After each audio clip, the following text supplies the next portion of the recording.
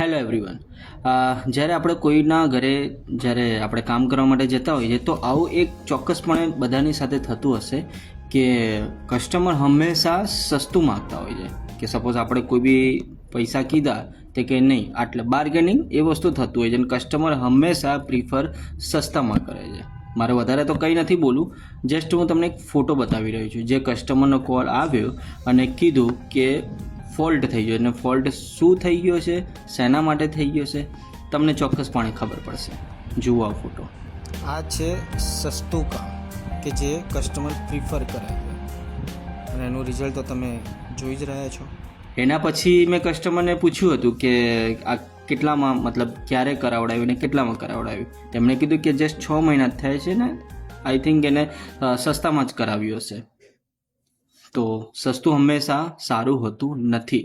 અને એના પછીનું વર્ક જુઓ જે અમારા થ્રુ એમણે કરાવ્યું હતું. સ્વાભાવિક છે, આમાં તમે વાયર અને કામ કરવાની ક્વોલિટી પણ તમે જોઈ શકો છો. અને હજુ પણ કોઈ કસ્ટમરને સસ્તું કરાવવું હોય અને એનું રિઝલ્ટ જોવું હોય તો ફટાફટ આ રીલને શેર કરી દો એવા કસ્ટમરને કે જેને સસ્તું જોઈએ છે પણ સારું નહીં. हर घर की जरूरत केडी कंपनी।